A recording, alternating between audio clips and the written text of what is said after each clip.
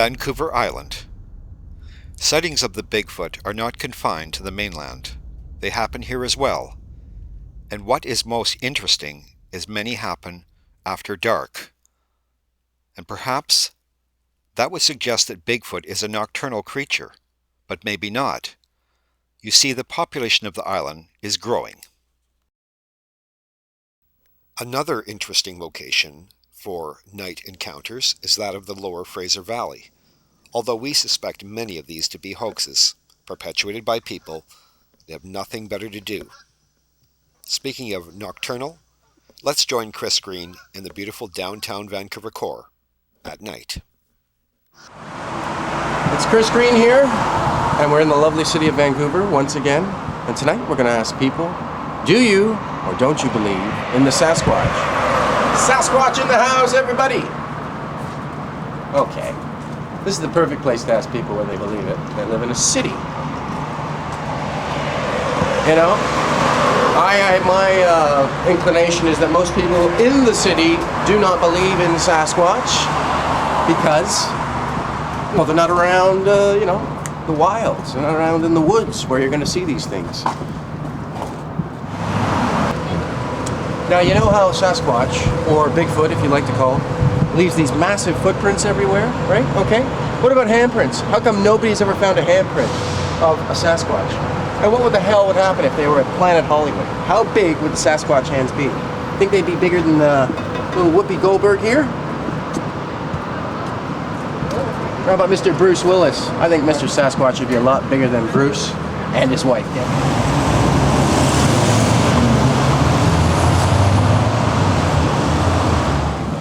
You know, it's pretty hard to convince people in a city that some sort of half ape-like wild man creature is running around out there in the woods. I mean, can you blame them? I mean, what the heck do you see in the city that's so weird, besides other people? You know? What wildlife do you see in a city? Not very much. Thank you very much. So why would anyone in a city believe that there's going to be some sort of wild man beast-like thing, called the Sasquatch, living out there in the woods of this beautiful province? Despite his best efforts, Chris Greene was unable to find anyone willing to talk on camera about the Bigfoot. That could have been because of his demeanor, or perhaps the fact he's from Toronto. Burns Bog, 1948, Delta, British Columbia. It is here two men claim to have seen Bigfoot up close while hunting. They would not go on camera as a result of their status in their community. Surprise, surprise.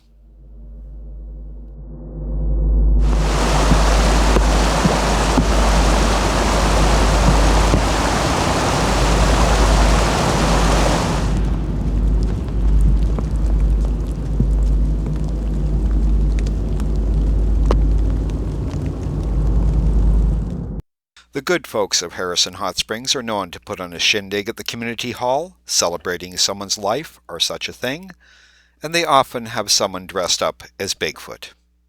Although there are people in the community that take the Bigfoot very, very seriously. After all, this is Mr. John Greene's home, Harrison Hot Springs, British Columbia, Canada.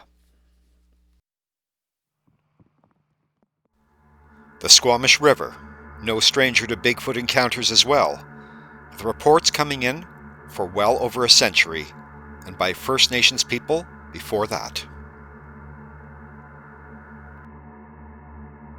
Chris finds himself in Lighthouse Park, where he's heading to a location where there was a Bigfoot sighting in the year 1976. Lighthouse Park is surrounded by some of the most expensive real estate in all of Canada, so it's more than little surprising there was a Bigfoot encounter here. Also in the same year, in the same time period, there was a movie made, starring Canadian icon Chief Dan George and American actor Jan Michael Vincent, that movie being Shadow of the Hawk. Now let's join the lovely and talented Tara Rout as she's looking into Sasquatch by doing some studying and reciting a few passages for us. This approach is suggested for comparing data with that of other potential vocalizers, and it also has allowed determination of results if tape speed were changed. Lastly, extrapolation of average pitch and length estimates the body size is given. Corresponding to human proportions, the results indicate a significantly large size.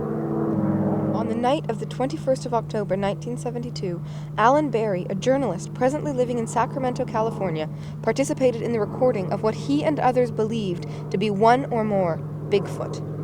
The event took place in the high Sierras of Northern California at about 8,500 feet in late October after the first snowfall, some 2,000 feet higher than the nearest road, and about 8 miles distant to the nearest established trail.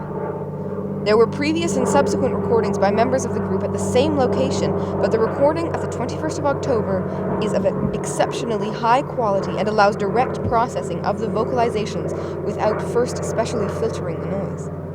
In addition, there is a wide range of vocalization, much of which shows a human-like level of articulation. There are also considerable lengths of what might be termed moans, whines, and growls, grunts, and even some whistles which no primates other than man are known to produce.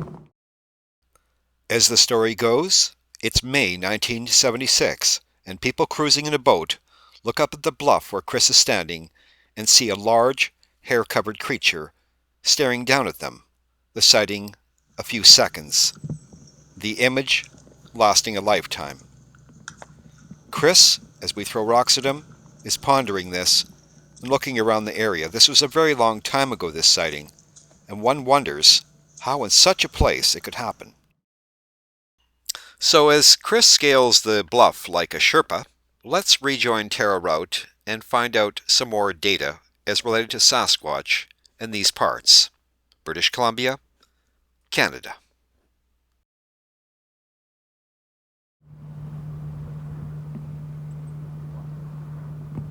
The word Sasquatch is an anglicization of a Coast Salish word, SASQUATCH, from the Stotlow dialect of the Hochelaga language.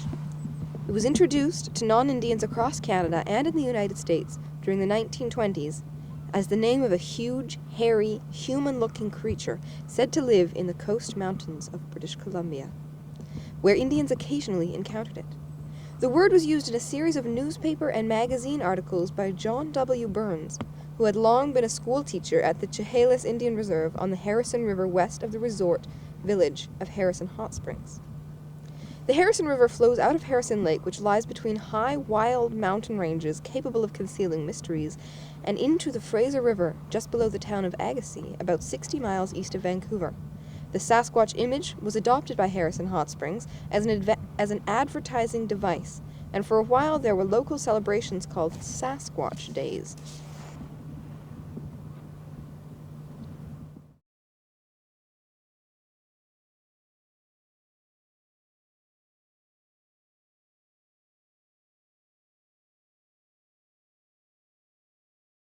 Few Canadians know the wilderness that comprises the larger part of their country. Most regard it as unpredictable, malevolent, and uncontrollable, just like the infamous Canadian climate.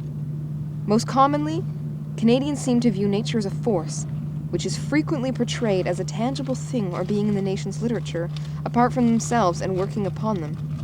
Nature is larger than life. One might say, it is monstrous. It is the exception when Canadians see nature as a part of their reality with which they are in some sort of symbolic relationship. Certainly, British cultural tradition, which has been so influential in Canada, seems to dichotomize civilization and savagery. Settlement and wilderness, the controlled and the uncontrollable. The monsters in Canada, then, represent the antithesis of the culture the British sought to foster here. The beasts are negative, civilization is positive. The monsters personify the uncivilized and the underdeveloped in Canada and are an indication of beliefs held by Canadians and foreigners alike that the country is, to an extent, primitive or undercivilized.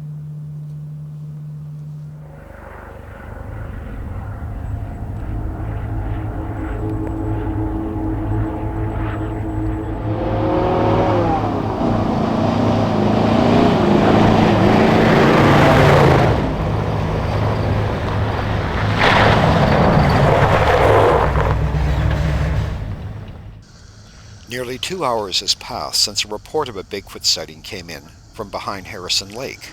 On the road that runs the perimeter of the lake, 3 people in a truck allegedly saw Bigfoot cross in front of them and run up a hill. Victor, along with an independent producer from the United States, are on location to watch the field investigation. The visiting producer with very high expectations. Something moving up there. Can't see shit.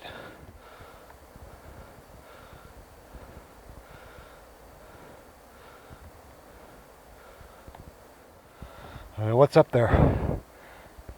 Definitely something. I'm in a very vulnerable area. Rocks can be thrown down here. So I'm sticking close to the bank to ensure my physical well-being. If they get too hostile, then I can move. Well, you sure dragged me a long way out here for nothing, eh? For nothing. Didn't you get a beautiful shots of the country? Dragged me 2,000 miles and you haven't even got anything to show me. You talk about UFOs and Sasquatches and you got nothing else for me? This is it? You're looking at it. But someday it will be proven. And what kind of evidence do you have now to show me? This is why I'm out here. You drove me out all this way out here. Yeah, sure did, didn't I? Nothing else to tell me. You're just gonna leave me hanging out here. Got a Yep. story to report. I gotta go back all the way back home. I got nothing to show. Come again.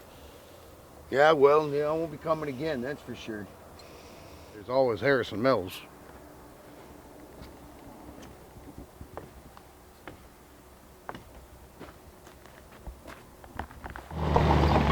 Thus ends another field investigation looking for evidence of the elusive creature known as Sasquatch. For people like Victor, his conviction remains strong.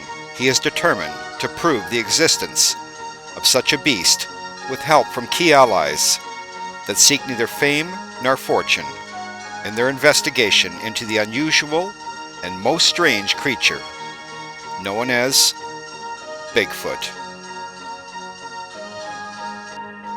To the visiting producer, sir, we really did not know the cameras were running at the time you spoke with Victor. To the rest of you, hey, thanks very much for watching, and we'll see you next time right here on Monster of the Woods.